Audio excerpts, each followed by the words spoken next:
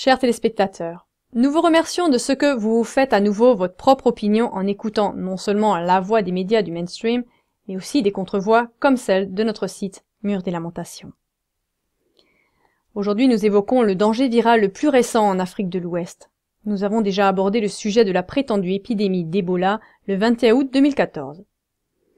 C'est seulement celui qui étudie de façon répétée les informations cachées et les assimile qui pourra vraiment se mettre en route.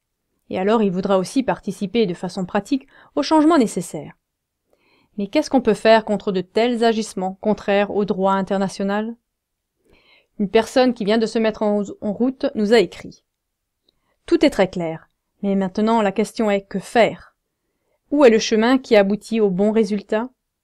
Nous comprenons où se trouve le bien et le mal, et ce qui se passe quand le mal est vainqueur. Peut-être que quelqu'un aurait une proposition pratique. Des voix se lèvent de plus en plus sur toute la Terre pour avoir des solutions pratiques, et cela heureusement depuis des années. Les appels au secours comme « peut-être quelqu'un aurait une proposition pratique » font partie actuellement des demandes les plus urgentes et aussi des questions que nous aimerions aborder dans cette émission. Oui, que peut-on faire à partir de nos régions quand les gens en Afrique de l'Ouest ne peuvent plus aller dans les rues la nuit? Quant au Libéria, suite à une épidémie d'Ebola apparemment créée par les États-Unis, on décrète des couvre-feux, on ferme les frontières et on conduit ainsi des gens qui sont déjà dans des états pitoyables en plus vers une famine mortelle. Est-ce que les prochaines années, nous devons vraiment continuer à regarder passivement comment les peuples contaminés par l'eau sale, au lieu d'être approvisionnés d'eau fraîche, sont bourrés de vaccins qui tuent les cellules souches? Est-ce que nous devons continuer à accepter sans rien faire qu'au nom de l'aide humanitaire, on engage des billions de dollars dans des guerres d'extermination qui laissent derrière eux uniquement des peuples déstabilisés et ruinés? Est-ce que nous devons continuer à regarder passivement les mêmes agitateurs vacciner des peuples appauvris pour des milliards et des milliards de dollars, sachant que, pendant des décennies, ces apparents bienfaiteurs n'ont jamais été disposés à donner en priorité de l'eau propre à ces peuples assoiffés, ce qui aurait été leur véritable, même presque leur seul besoin? Quiconque ne veut plus continuer à accepter sans rien faire ces pratiques dédaignant les hommes peut, a le droit et doit se mettre en réseau avec des gens qui ont les mêmes idées. Pourquoi s'interconnecter? Pour parvenir à la solution pratique, bien sûr. Mais il n'y a pas de solution réelle sans l'installation préalable de réseaux aux moyens d'information de dévoilement. Le premier pas ou la première solution pratique doit commencer avec l'installation de réseaux par la transmission de telles informations du dévoilement.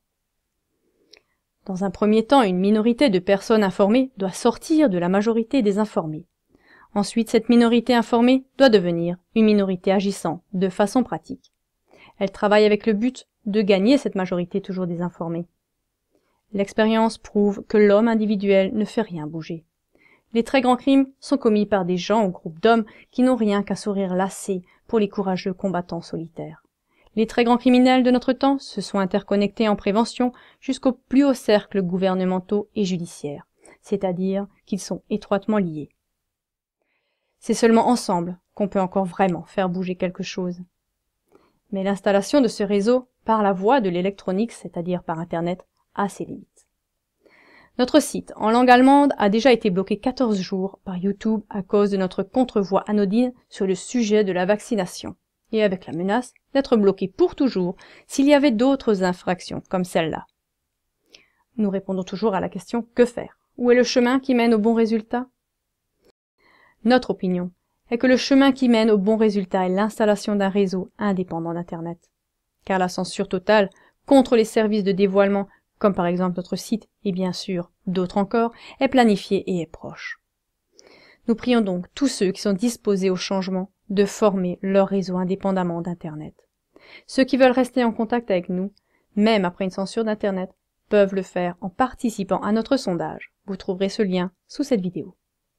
Ceux qui veulent être informés sur nos autres activités peuvent s'abonner encore aujourd'hui à notre bulletin de nouvelles. Vous trouverez aussi ce lien sous cette vidéo. Comme nous l'avons dit, nous vous recommandons tout particulièrement de participer à notre sondage. Par celui-ci, nous construisons un réseau d'information indépendant d'Internet. Les contrôleurs en protection des données informatiques préviennent à juste titre que les Européens se dirigent, comme des somnambules, vers la censure totale. Ce serait seulement une question de temps jusqu'à ce que le piège s'enclenche aussi chez nous.